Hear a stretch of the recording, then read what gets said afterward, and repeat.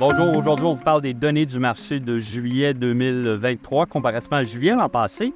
En passant, si vous aimez nos vidéos, n'hésitez pas à vous abonner à notre chaîne, à aimer la vidéo que vous écoutez et si vous le partagez, c'est encore mieux. Donc, on vous parle des données du marché.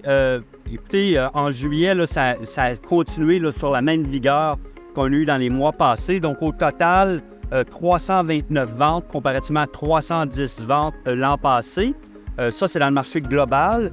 Au niveau du nombre de propriétés en vente, l'an passé, à la même période, il y avait 1083 propriétés disponibles.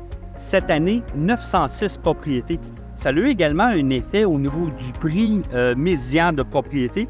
L'an passé, pour un bungalow, ça veut dire également 2 étages et ça inclut les semis là-dedans, 416 500. Cette année, 435 000 en juillet.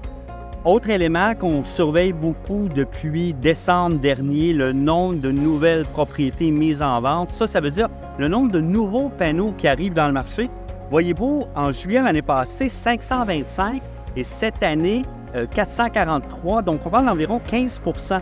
Donc, ça, c'est un des facteurs qui vont faire qu'à long terme, on va avoir une tendance. Donc, on voit au niveau du prix médian qui continue à augmenter malgré tous les nouvelles qu'on peut entendre, les économistes, l'information qu'on a.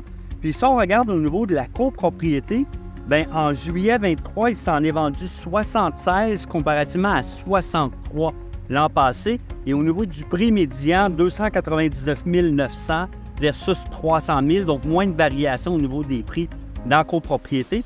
Mais on voit là, que le marché a quand même une certaine vigueur. Pour ceux là, qui s'emballeraient trop rapidement, je vous dirais, il y a peut-être encore certains soubresauts au niveau du marché. Vous savez que la Banque du Canada a augmenté son taux directeur dernièrement, mais on est encore capable d'avoir un prêt hypothécaire autour de 5 % qui n'est vraiment pas désastreux au niveau du marché. Je vous dirais, pour ceux qui aiment prendre des risques, je vous dirais, aller vers une hypothèque à taux variable parce qu'on s'entend qu'on est à la fin du cycle aussi des taux hypothécaires. Et si vous vous sentez plus confortable à avoir un paiement plus équilibré au niveau des prochaines années, à ce moment-là, allez avec une hypothèque fermée. Vous avez des questions par rapport au marché immobilier, par rapport à votre hypothèque. Qu'est-ce que vous devriez faire?